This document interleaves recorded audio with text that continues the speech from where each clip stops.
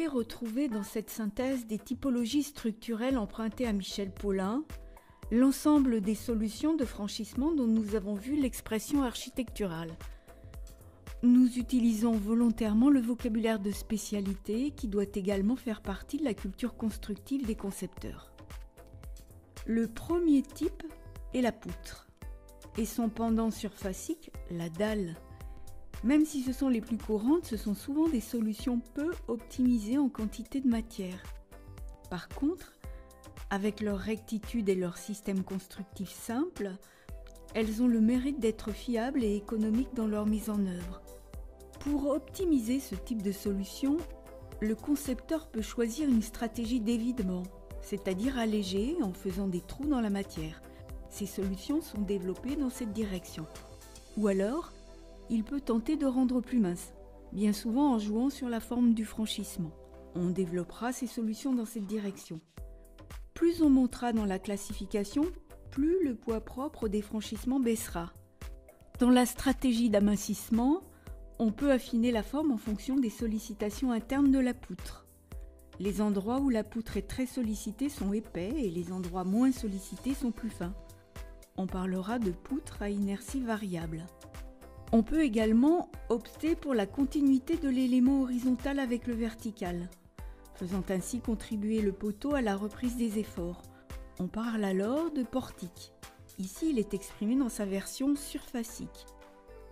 Un gain important apparaît lorsqu'on fait travailler la matière en minimisant, voire en supprimant la flexion dans le franchissement. Pour ce faire, il faut faire évoluer la forme vers des courbes, dont l'allure idéale est quasi parabolique. Il s'agit des arcs, et la conduite des efforts se fait principalement en compression. La version surfacique fonctionne sur le même principe. On parle de voûte. L'apport de la spatialité tridimensionnelle permet d'amincir encore les voûtes.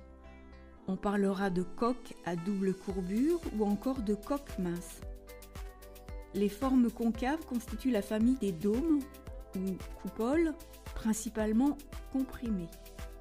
La famille des coques en selle de cheval, on dit également en double courbure inverse, fait apparaître quant à elle de la compression et de la traction lorsqu'elles sont en béton et de la traction pure lorsqu'elles sont en textile. On atteint alors des optimums structuraux inégalables en termes de rapport portée-poids avec des formes très reconnaissables.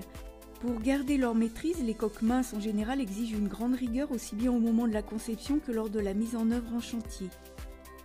Enfin, on retrouve le câble comme optimum toute catégorie avec sa forme de pont suspendu. La généralisation spatiale sous la forme de réseau suspendu est quant à elle plus marginale, principalement pour des raisons de stabilité de forme sous les actions climatiques. On s'intéresse maintenant à la stratégie de l'évidement. Elle consiste à retirer de la matière dans les zones peu sollicitées. Pour nos systèmes de poutres, il s'agit de la zone centrale dans laquelle on pratique de larges percements plutôt circulaires. On parle de poutres alvéolaires ou encore de poutres cellulaires. Pour des raisons de fabrication, la généralisation au système surfacique passe bien souvent par un évidement de certaines zones en sous-face, donnant naissance au plancher caisson.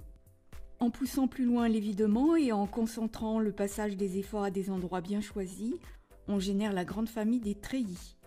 Famille très facilement transposable en version 3D, avec les grilles tridimensionnelles ou encore grilles à double nappe.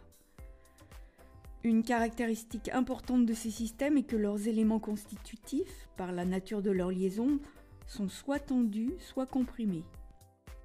Elles constituent à ce titre une optimisation semblable à celle des arcs et des voûtes. Comme nous l'avons vu pour les coques minces, associer de la courbure au système de franchissement permet d'améliorer le gain structurel, soit en affinant les hauteurs pour faire une poutre treillie à inertie variable, soit en spatialisant les efforts de traction et de compression dans les barres, comme permet de le faire la coupole géodésique. On peut appliquer également la stratégie d'évidement sur la famille des voûtes et des coques minces, pour lesquelles le revêtement est continu. L'optimisation en barres triangulées permet à la fois de canaliser le transfert des efforts sur certains parcours, de mettre en œuvre des enveloppes alternatives qui viennent s'appuyer sur les éléments constitutifs et d'améliorer le rapport portée-poids. La poutre câble peut se voir également équipée d'une triangulation. Dans le cas présent, il s'agit plus d'éléments visant à renforcer la stabilité sous les charges qui a optimisé un système de câbles suspendus déjà très performant. L'observation de cette classification permet d'identifier 3 grandes classes alternatives aux stratégies évider ou amincir. En premier lieu, nous avons dont le comportement mécanique est associé à la flexion. On y retrouve une certaine massivité dans l'expressivité architecturale. En second lieu, on distingue les optimisations où l'évidement consiste à agencer des barres discontinues pour former un ensemble. Ce sont les structures en contrainte de triangulation pour lesquelles les efforts sont portés exclusivement dans les barres et principalement en traction et en compression. Ce sont des structures plutôt épaisses, mais très ajourées. Enfin, les structures continues dont l'affinement n'est possible que par la mise en œuvre de formes courbes. Ce sont les structures à contrainte de courbure. Les efforts se diffusent de façon continue dans la fine épaisseur du franchissement. La lecture architecturale qu'on peut en faire est la finesse et la performance. Il convient enfin de noter que plus le rapport portée-poids est grand, c'est-à-dire plus la structure est optimisée, plus le concepteur doit prendre en compte dans sa conception qu'elle est plus sensible que les autres aux phénomènes secondaires, tels que les vibrations ou la déformabilité.